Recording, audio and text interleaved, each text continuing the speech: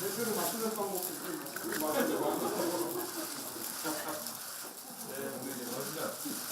우리 가맹점주들한테 앞으로 많이 연락 올려주시기 바랍니다. 제가 어렵게 상생을 이룬 파리바게뜨를 격려하면서 특히 그 과정에 애를 많이 쓰신 가맹점주 여러분들을 격려합니다. 파리바게뜨 가맹점주 화이팅! 파리바게뜨 가맹점주 화이팅! 이런 것이 사회적 대타협이라고 생각합니다. 어렵지만 어려움을 함께 나누고 또 그 속에서 타협을 이루고 대화를 통해서 타협을 이루고 한 발 전진하고 그래서 상생을 만들어내는 것, 우리가 그것이 바로 사회적 대타협을 이루어가는 길이다 이렇게 생각하고, 이번 파리바게뜨의 제빵사 문제는 매우 어려운 문제였는데 이해관계도 복잡했고요. 그것을 잘 타결해 주셔서 감사하다는 뜻, 그리고 이런 상생하는 기업들에 대해서 더불어민주당이 지원하고 또 어려움을 함께 해소해 가려고 노력하겠다 하는 그런 의의를 함께 담고 있습니다. 어제 대한상의를 시작으로 사회적 대타협을 위한 경청 행보를 시작했습니다. 근로시간 단축, 최저임금 산입 범위 완화, 신사업 규제 완화 문제를 비롯해서 중소기업 중소상인 적합업종 법제화 등 첨예한 경제 현안들에 대해서 현장의 목소리를 들었습니다. 그리고 기탄 없이 의견을 나누는 것은 매우 뜻깊은 그런 시간이었고 저희들에게도 큰 도움이 됐습니다. 또한 한국 경제의 지속 성장과 국민 삶의 의미 있는 변화를 이끌어가기 위해서는 함께 대화하고 협력해 나가야 한다는데 중지를 모을 수 있었습니다. 특히 대한상의와 앞으로 정례적으로 이런 모임을 하기로 서로 마음을 먹은 것도 크게 뜻이 있었다 이렇게 말씀드립니다. 그래서 이후에도 지속적인 소통과 정책 협력을 통해 경제 현안의 실타래를 풀어나가길 기대하겠습니다. 오늘은 두 번째 행보로 한국노총과의 간담회가 예정되어 있습니다. 오늘도 현장의 목소리에 귀 기울여 노동 존중 가치 실현을 위한 방안 모색에 최선을 다하겠습니다. 사회적 대타협을 위한 우리의 노력은 갈등이 익숙해진 사회적 조건에서 갈등 문제의 해결에는 물리적 충돌보다는 대화와 협력, 상생의 방향이 더 효과적 해법이라는 것을 입증해 나가고자 하는 것이라는 점을 말씀드립니다. 최저임금이 인상된 이후 일부 언론을 중심으로 최저임금에 대한 비판적 기사들이 연일 쏟아지고 있습니다. 자영업, 골목 상권이 가장 힘들어하는 것은 높은 임대료와 프랜차이즈 본사의 과도한 수수료, 높은 카드 수수료, 대형 유통점 난립 등이라는 사실을 외면하고 모든 것을 최저임금 탓으로 돌리고 있습니다. 갑들의 권리에는 한없이 관대하고 노동소득인 최저임금 인상에는 한없이 인색한 이런 주장들은 진실을 외면하는 것을 넘어 상황을 왜곡하는 것입니다. 그래서 매우 유감스럽습니다. 인건비는 통상적으로 총 비용의 10에서 20% 정도를 차지한다고 보았을 때 최저임금이 16.4% 오르면 총 비용 증가는 1.6%에 불과합니다. 진짜 소상공인들의 등골 브레이커는 재벌 대기업의 골목 상권 침투, 대기업의 높은 단가 후려치기와 기술 탈취, 그리고 프랜차이즈 본사의 갑질, 부당한 임대료 인상 등입니다. 이런 문제들로 인해 자영업과 소상공인들의 소득은 최저임금 인상과 무관하게 계속 하락해 왔고 또 하락하고 있습니다. 이로 인해서 내수시장도 피폐해져서 영세 자영업, 중소기업의 살 길이 막막해지는 악순환이 반복되고 있는 것입니다. 그것이 지금까지 우리 경제의 가장 큰 문제점 중에 하나였습니다. 최저임금은 이런 악순환의 고리를 끊고 경제의 선순환 구조를 만들자고 하는 것입니다. 분명한 것은 최저임금은 죄가 없다는 것입니다.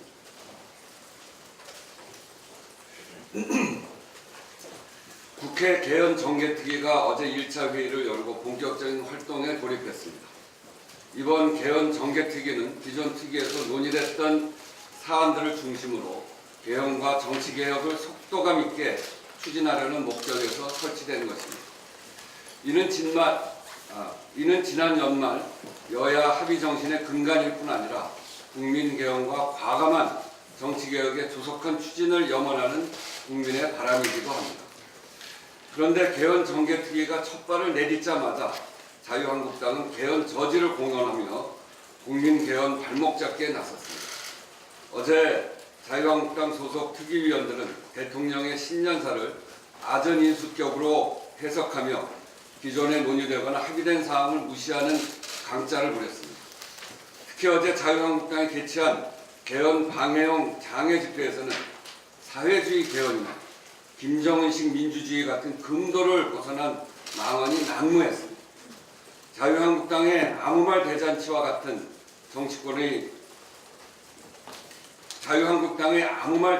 같은 이런 행태에 대해 정치권의 일원으로 참담하며 매우 유감입니다. 대통령의 신년사는 어느 누가 보더라도 조속한 개헌을 당부하는 국민의 목소리를 대신 전달한 것에 불과합니다. 이는 가이드라인이나 정권 연장 시도 등으로 매도하는 것은 국민이 차려놓고 자신들이 약속한 개헌 밥상을 발로 걷어차는 것과 마찬가지입니다. 자유한국당이 개헌 정개특위에 이어 사법개혁특위까지 딴지를 걸고 있습니다. 자유한국당이 권력기관 개혁 방안을 내놓은 청와대 사과 없이는 사법개혁특위 운영에 협조하지 않겠다고 사법개혁특위 간사회의에 불참을 통보했습니다. 지난 일요일 조국 민정수석의 3대 권력기관 개혁안 발표는 대통령의 의지 표명입니다. 내용에 이견이 있으면 그에 맞는 이야기를 하면 되는 것입니다. 대통령의 의지 표현은 새로운 정부가 하고자 하는 것입니다. 새로운 정부가 하고자 하는 것이 왜 자유한국당의 문제가 되는 것입니까? 국가 권력의 개편에 대해서 결국 국회에서 여야 간에 토론하고 협의해 나가면 될 일입니다. 그러자고 사법개혁특위도 만든 것 아닙니까? 시중에는 자유한국당이 유일하게 일관성을 갖고 있는 태도가 뭘 하자는 것은 없고 반대를 위한 반대뿐이라는 이야기가 있다는 점을 명심하기 바랍니다. 이상입니다. 예, 다음은 김태년 정책에 대한 고발을 읽겠습니다. 예, 아직도 목이 안 풀려서 들으시기에 불편하실지 모르겠습니다. 양해해 주십시오. 강남 지역 집값 상승은 일부 지역에서 나타난 구체적 과열 현상입니다. 전국적으로 안정세에 접어들었는데 강남을 비롯한 서울 일부 지역의 집값이 급등하고 있는 것은 재건축이나 개발 호재를 노리는 투기 수요가 여전히 존재한다는 것을 의미합니다. 또 실수요를 넘어선 투기 수요가 가세했다는 것은 그동안 정부가 내놓은 대책들의 시장이 마지막으로 반응하는 것이다, 이렇게 볼 수 있습니다. 특정 지역의 과열이 주변 지역으로 확산될 위험성도 있으므로 투기 차단 및 시장 안정성을 위한 신속하고 강력한 대응이 필요합니다. 정부가 모든 과열 지역을 대상으로 고강도 불법 행위를 조사하고 최고 수준의 단속을 무기한 실시하겠다고 방침을 정하는 것은 시의적절하고 당연한 정책입니다. 투기 수요는 근절하고 실수요자는 보호한다는 원칙하에 부동산 거래 관련 세금 탈루 행위, 불법 청약, 전매, 중개 행위, 호가 부풀리기 등 주택시장 교란 행위에 대해서는 엄정한 조치가 필요합니다. 그럼에도 과열이 지속될 경우에는 보유세 강화 등 추가 대책을 추진할 것입니다. 더불어민주당과 정부는 강남 집값 안정과 동시에 서민 주거복지, 쾌적한 주거환경 조성을 위해 최선을 다할 것입니다. 주택에 대한 투기 소요는 확실하게 잡되 서민과 실수요자를 위한 주택 공급 확대 등 주거복지 로드맵을 차질 없이 추진해서 국민의 집 걱정을 덜어드리겠습니다. 권력기관 개혁 방안 관련해서 말씀드리겠습니다.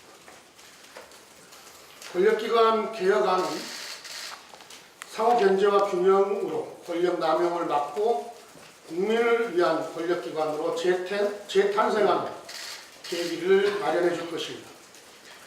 지난 대선에서 공약한 기소와 수사의 분리라는 기본 원칙을 지켜 검찰은 기소기관으로, 경찰은 수사기관으로 설계를 했습니다. 국정원은 국내 정치에서 손을 떼고 국가와 국민을 위한 최고의 정보기관으로 거듭날 수 있도록 했습니다. 대부분 국회에서 입법이 필요한 사항들입니다. 자유한국당은 벌써부터 사법개혁 특위, 전면 보이콧 이런 말도 안 되는 말씀들을 하시면서 말씀들을 하고 계십니다.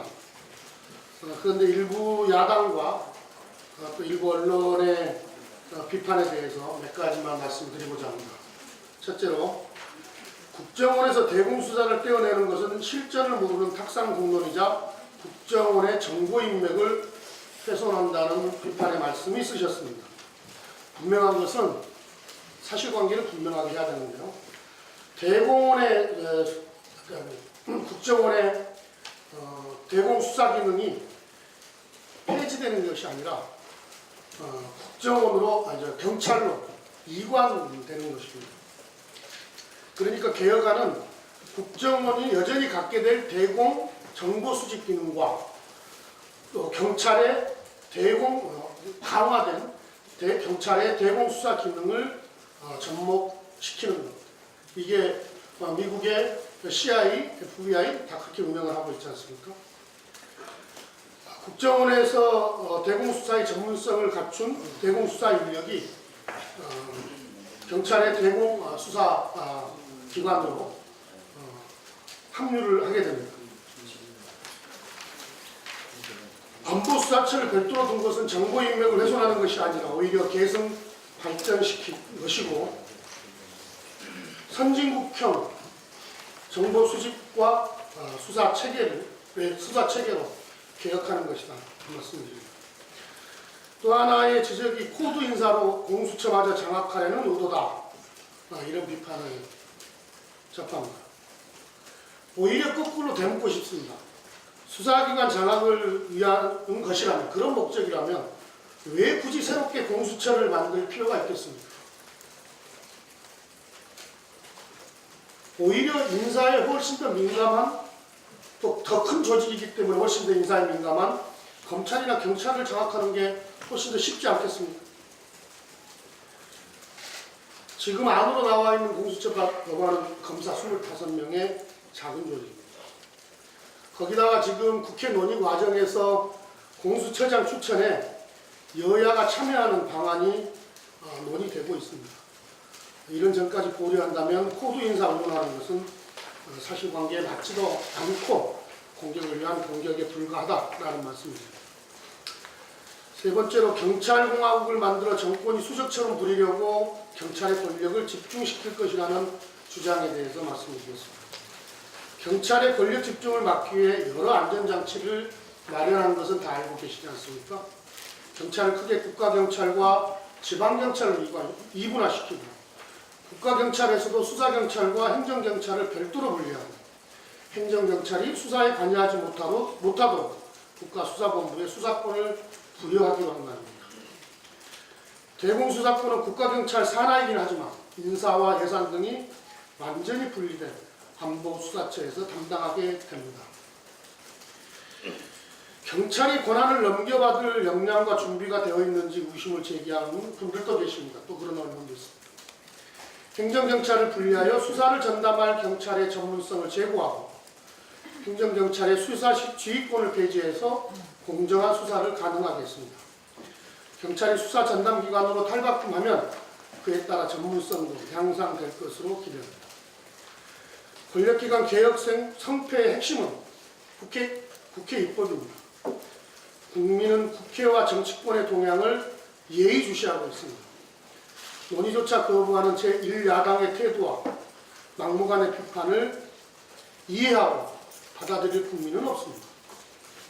자유한국당이 권력기관 개혁을 위한 논의의 자리에 나와줄 것을 촉구합니다.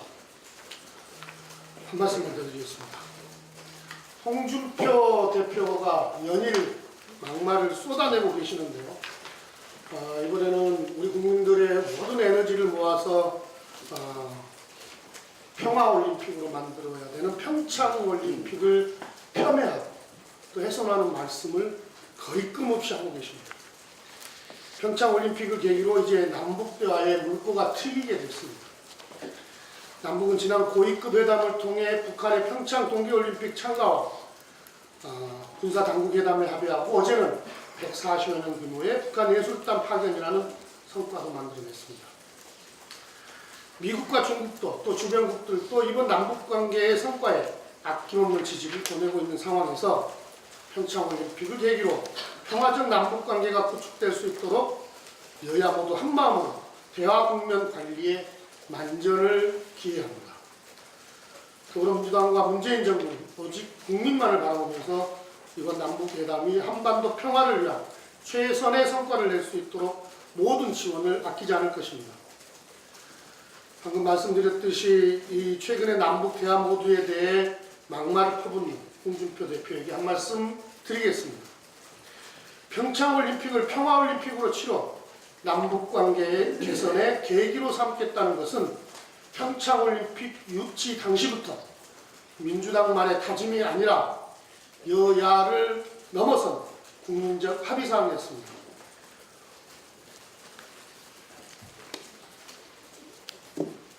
홍준표 당대표 시절이었던 2011년 7월 평창올림픽 유치 확정 이후 여야 원내대표담을 통해 남북한 단일팀 구성 및 공동훈련의 기반을 조성하여 2018 평창 동계올림픽이 올림픽 정신에 부합하는 평화올림픽이 되도록 여야 함께 노력한다.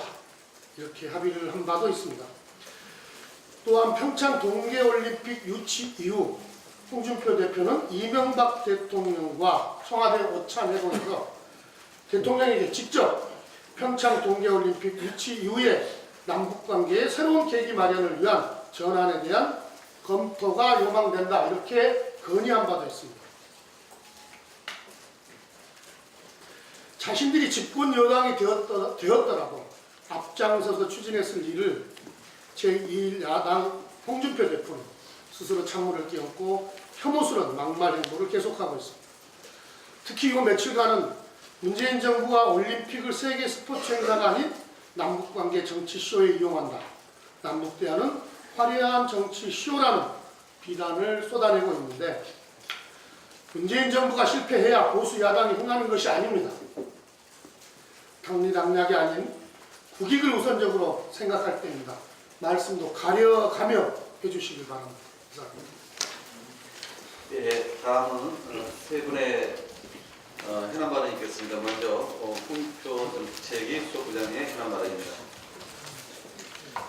네, 지금 앞서 김태현 정책위원장께서 남북관계 말씀하셨는데 어제 남북이 판문 북측적 통일각에서 북측 예술단 파견과 실무 접촉을 열고 공동의 합의에 이르렀습니다.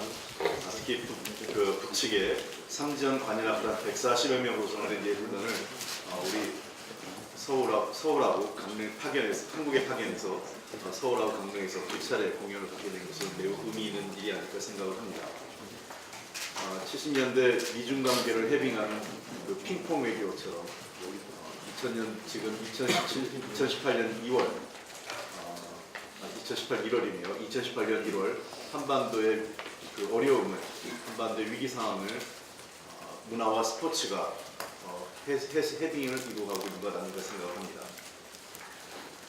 지난 2000년대 햇볕 정책이 한참 진행될 당시에 그 중국의 한 고위 관계자가 햇볕 정책을 16자로 해석을 한 적이 있었습니다. 선의 훈남, 어려운 것을 먼저 하면 쉬운 것을 먼저 하면 어려운 것도 뒤에 풀린다는 뜻이죠. 선민후관, 민을 앞세우고 뒤에 관이 따라간다. 선공후득, 먼저 주면 후에 얻을 수 있다. 선경후정, 경제를 앞세우고 정치를 뒤에 따르게 한다라는 것이었습니다. 지금 남북관계는 이러한 식으로 쉬운 것부터 그리고 민간을 앞세워서 그리고 우리가 먼저 손을 내밀고 신뢰를 보여주면서 그다음에 문화와 교육, 스포츠를 통해서 보다 진행되는 분야면 이후에 한반도 비핵화를 포함한 여러 정치 군사적 이슈 그다음에 남북관계의 본질적인 문제까지 단계적으로 해소해 나갈 것으로 생각합니다. 일부 언론과 야당에서 비판하는 것처럼 마치 지금 눈에 보이는 것만 이루어지는 것처럼 비판하는 것은 남북관계의 큰 그림을 보지 못하고 있는 것이고 비판을 위한 비판이라고 생각을 합니다. 한반도의 평화와 우리 민족의 미래를 위해서라면 지금 이 시점에서 무엇이 국가와 민족을 위해서 해야 될 일인지를 책임 있는 정당, 책임 있는 정치인은 되돌아봐야 될 시점이 아닐까 생각을 합니다. 홍준표 대표가 남북관계에 대한 막말만 하지 마시고 좀 큰 지도자로 제1야당의 대표답게 이 남북 문제에 대해서 그걸 바라볼 수 있는 그런 성숙된 정치인의 모습을 보여주시길 기대합니다. 너무 어려운 기대인가요? 다 한 가지만 더 하겠습니다. 하이트 진로에 대해서 공정위가 가진금 107억 원을 부과하고 검찰에 고발을 했습니다. 이번 공정거래위원회 조사 결과에 따르면 정말 이 대기업의 부당행위와 편법에 대한 압축판이라고 할 수 있겠습니다. 지난 10여 년간 총수 일가의 일감 몰아주기하고 그 다음에 부당 상속 등을 위해서 소위 공캔에 대해서 통행료, 또 공캔 원자재에 대해서 소위 통행료를 부과하는 형태로 여러 가지 형태의 부당행위를 저질렀습니다. 저는 몇 가지 의문을 갖고 있는 게요. 이게 이루어진 게 지난 10여 년간 이루어졌는데 이명박 박근혜 정부 당시에 왜 공정거래위원회가 이것을 적발하지 못하고 이제서야 적발이 됐는가 하는 문제입니다. 이게 만시지탄이지만 지금이라도 적발된 것이 다행이라 생각되면서도 그동안 공정거래위원회가 제대로 일을 하지 않았기 때문에 이런 일들이 반복됐다 생각을 하고, 두 번째는 그럼에도 불구하고 이 총수 일가나 총수 일가가 얻은 수익과 상속의 결과에 비해서 공정거래위원회가 부과한 과징금 107억은 너무 세 발의 피라는 겁니다. 그야말로 이 공정거래위의 부당행위에 대한 우리가 과징금 체계를 다시 한번 손봐야 될 필요가 있지 않을까 생각합니다. 이 정도면 부당행위 하고 그냥 과징금 물고 말겠다 이런 생각도 듭니다. 이번 사건의 본질은 크게 세 가지입니다. 첫 번째는 총수 일가 일감 몰아주기입니다. 두 번째는 이러한 일감 몰아주기를 통해서 부당하고 편법으로 상속이 행위가 이루어지는 것입니다. 그리고 세 번째는 이러한 과정에서 협력사나 합참기업에 대한 갑질과 이 압박입니다. 이 세 가지에 대해서는 바로 이 대기업들이 지금 많은 대기업들이 저질렀던 부당행위 압축판이라고 하는 것이 세 가지가 함께 일어나는 것이기 때문입니다. 공정거래위원회 이번 조사 결과는 늦었지만 다행이라고 생각하고 이러한 기업들이 곳곳에 더 있는지 지난 부당행위에 대한 조사와 검찰 수사가 함께 이루어지길 기대합니다. 이상입니다. 네, 다음은 윤관석 정치개혁 부대표의 현안 발언이 있겠습니다.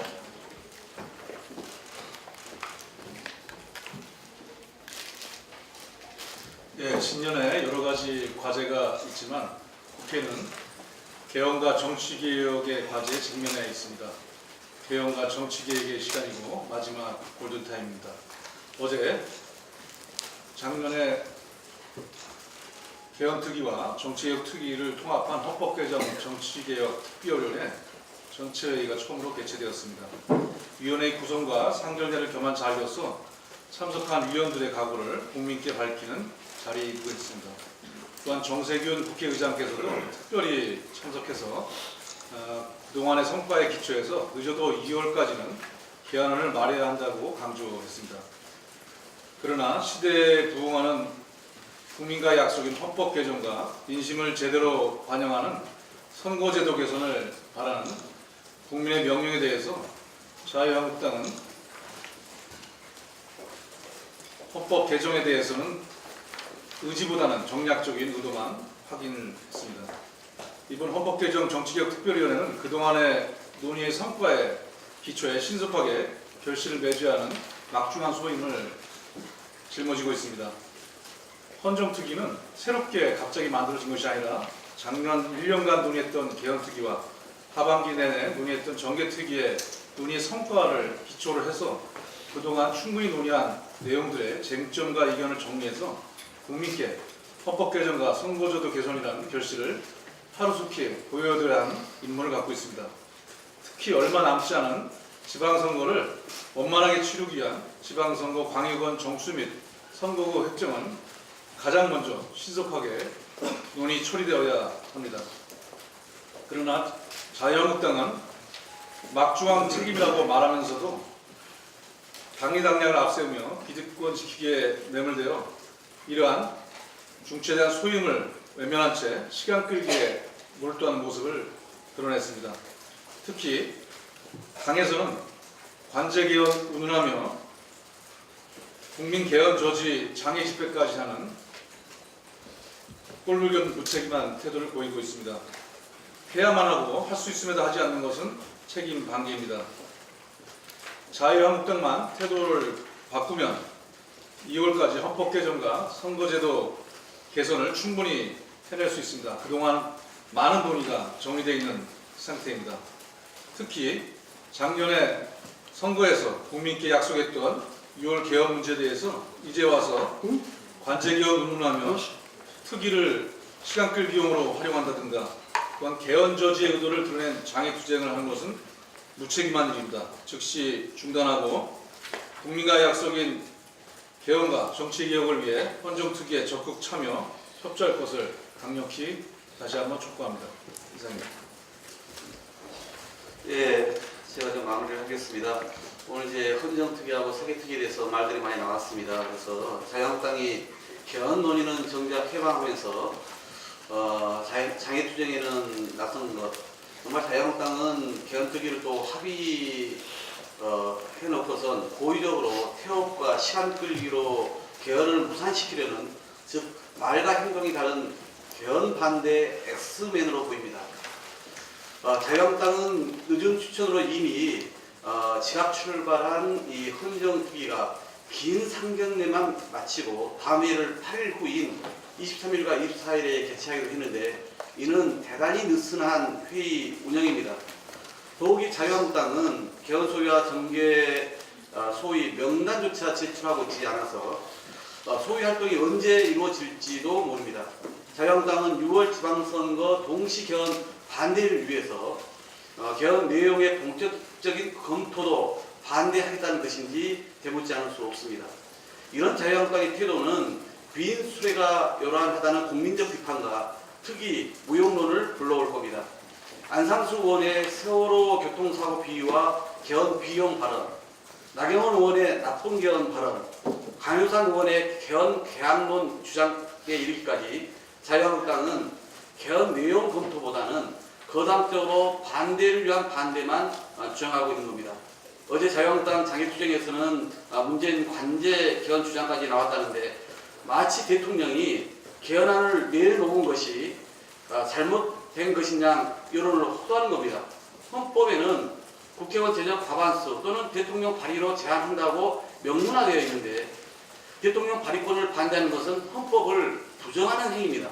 2016년 10월 박근혜 당시 대통령이 국회 시정연설에서 느닷없이 개헌을 제안했을 때 당시 새누리당 수석 의원들은 이를 적극 환영하고 개헌 추진을 주장하지 않았습니까? 내용도 확정 안 된 개헌에 대해 묻지마 반대와 색깔론을 앞세워서 뜬금없는 장애투쟁과 개헌 논의 거부는 자기부정, 자가당착, 자충수에 불과합니다. 자유한국당은 개헌 소위와 정계 소위 명단을 즉각 제출하시고 2월 말까지 국회에 개헌안 마련에 적극 협조할 것을 촉구합니다. 사개특위도 마찬가지입니다. 오늘 사개특위 위원장하고 3당 간사 회의에 자유한국당 간사가 일방적으로 불참을 통보했습니다. 그러면서 청와대 하명 지시, 야당 겁박을 운운했는데 이런 주장이 그 당의 지도부의 하명 지시인지 또 백주 대낮에 자해소동을 벌인 것은 아닌지 국민은 우려하고 있습니다. 최순실 국정농단 방치와 적극적 옹호에 과거 검찰 등 권력기관의 개입이 있었다는 사실은 삼척동자가 다 아는 사실입니다. 문재인 청와대의 첫 번째 국정과제가 적폐청산과 권력기관의 민주적 개혁이기에 청와대가 이에 대해 목소리를 내는 것은 지극히 당연한 일입니다. 국정농단에 대한 국민적 요구에 부응하여 청와대가 권력기관을 내려놓겠다는 것조차 자유한국당이 반대하는 것은 초지일관 반대를 위한 반대가 아니고 무엇이겠습니까? 과거 정권 신여 논란을 낳은 검찰을 비롯한 권력기관의 제자리 찾기, 비대한 권력 내려놓기를 지금 하지 않는다면 국정농단 재발 방지와 개선 노력이 물거품이 될 수 있습니다. 자유한국당에게 제발 지방선거 목적의 정략적인 특위 운영과 활동을 즉각 중단할 것을 촉구합니다. 역사 앞에 반성이 없는 자에게 역사와 우리 국민은 더 이상 관용과 관심을 보여주지 않을 겁니다. 이상입니다.